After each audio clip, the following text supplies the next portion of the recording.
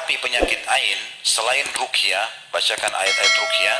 Tentu ini ada bahasan sendiri masalah ayat-ayat ruqyahnya.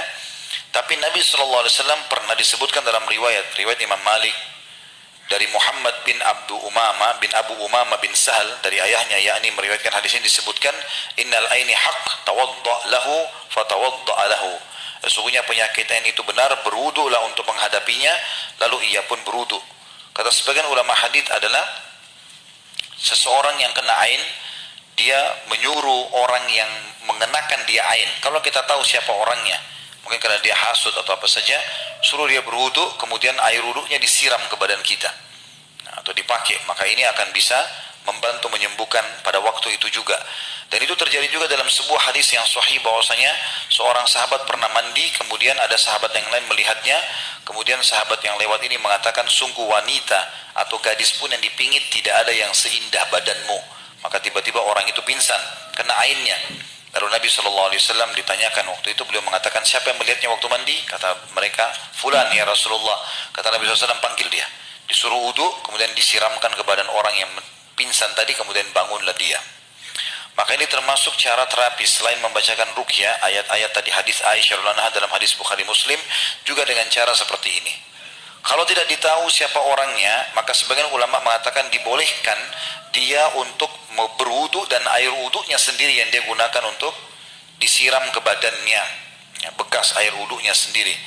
Disebutkan dalam riwayat Abdul Razzaq dari Ma'mar dari Ibnu Taus dari ayahnya secara marfu, al-ainu haqq walau kana syai'un sabiqal qadar lasabaqathu al-ain fa idza stuksila ahadukum falyaktasil. Penyakit ain itu nyata. Kalau ada sesuatu yang dapat mendahului takdir, tentu sesuatu itu adalah ain. Apabila salah seorang di antara kalian tertuntut untuk mandi, maka hendaklah ia mandi. Artinya kalau ada orang yang mengatakan kemungkinan kena ain saya misalnya, maka saya akan mandi dan saya akan berikan. Atau ada orang mengatakan tolong mandilah atau wudulah, berikan kepada saya airnya. Kita nggak boleh tersinggung teman-teman sekalian, karena sunnah Nabi SAW adalah kita ikuti keinginan dia. Makanya kata Nabi SAW, siapa yang diminta untuk mandi atau wudu maka dia lakukan. Kemudian dalam riwayat Jabir, ya, hadis ini diriwayatkan oleh Bazzar dengan sanad hasan, dan hadis ini marfu, innal aini la tudkhilul rajulul qabra wal jamal al kidra. Sesungguhnya ain itu dapat memasukkan seseorang ke dalam kubur, artinya sampai menyebab mati, dan unta bisa masuk ke dalam kuali, ya. Jadi saking luar biasa bahayanya penyakit ain itu. Salah satu juga yang efektif selain ruqyah syariah, selain juga mengambil air wudu atau air mandi orang tersebut atau dia sendiri yang wudu, maka juga dilakukan dengan cara mengucapkan Masya Allah Tabarakallah, Masya Allah Tabarakallah. Dan ini sudah sering dipraktikkan oleh teman-teman kita di Timur Tengah. Kalau di mobilnya dipasangin stiker Masya Allah Tabarakallah, kalau di rumah pintu masuk seperti ada kaligrafi, nah, itu ditulis Masya Allah Tabarakallah. Dan memang sudah biasa melatih diri anak-anak atau orang sekitarnya, istrinya, suaminya, setiap muji sesuatu dia mengatakan Masya Allah Tabarakallah. Tapi memang itu harus dilakukan, ya, kalau orang puji, karena ini bahaya. Terutama teman-teman, kadang-kadang subhanallah kalau keluar rumah kita punya anak kecil sengaja diperindah, lalu kita tidak sama sekali membekali dia dengan doa, ya, dengan mendoa agar Allah lindungi dari keburukan. Ini bahaya sekali, ya. Dan disebutkan dalam sebuah riwayat yang lain, riwayat Tirmidzi, dan dinyatakan hasan oleh beliau, bahwasanya Nabi SAW pernah memohon perlindungan dari godaan jin dan dari ain manusia. Dan ini menandakan memang besar sekali pengaruhnya, ya, besar sekali pengaruhnya. Oleh karena itu kita harus hati-hati.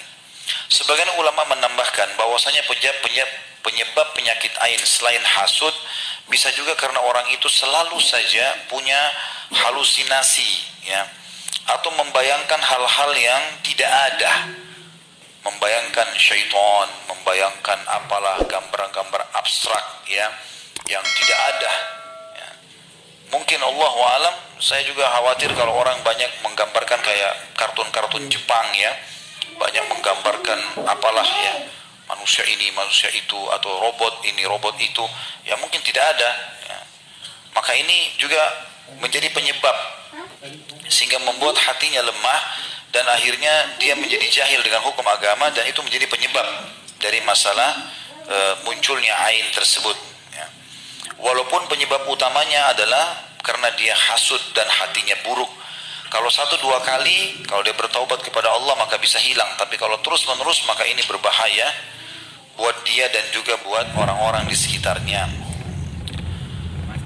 Dan sering kali terjadi, ya, ini ain dari orang-orang yang belajar hipnotis, ya. Karena memang sengaja mereka menanamkan itu supaya tatapan matanya membuat orang lain jadi luluh misalnya.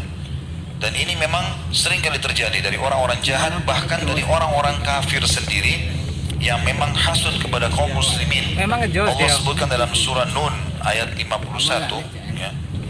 A'udzu billahi minasyaitonir rajim, wa iyyakadu alladziina kafaru liyuzlikuka bi absarihim lamma sami'u dzikra wa yaquluna innahu lamajnun. Dan hampir-hampir saja orang-orang kafir itu mencelakakan dirimu dengan pandangan mata mereka, gitu kan. Dan pada saat mereka mendengar kebenaran, ya, dan mereka berkata sungguhnya orang ini adalah orang gila, ya, maksudnya mengatakan tentang Nabi alaihi salatu wassalam. Tentu di buku ini cukup banyak teman-teman sekalian kalau dimiliki tentang Ibnu Qayyim rahimahullah. Beliau ajarkan tentang doa-doa ruqyahnya seperti a'udzu bikalimatillahi tammat min syarri ma khalaq, ya, aku berlindung kepada Allah dengan kalimat-kalimat Allah yang paripurna dari kejahatan makhluk ciptaannya.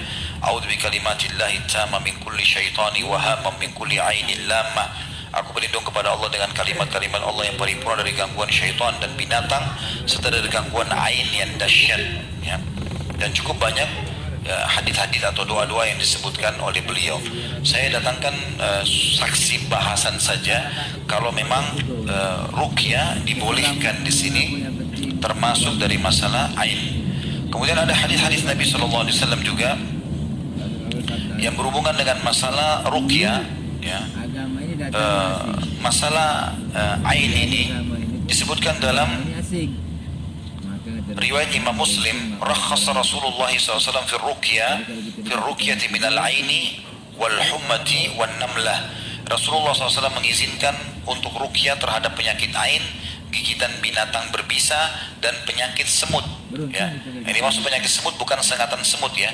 Tapi orang-orang Arab dulu biasa mengatakan penyakit semut ada penyakit yang tiba-tiba memunculkan di antara 2 alis atau 2 mata seseorang belang-belang, ya, atau di kulitnya muncul belang-belang, entah seperti apa, tapi begitu keterangannya belang-belang, semoga Allah menjaga kita, maka itu juga dibolehkan.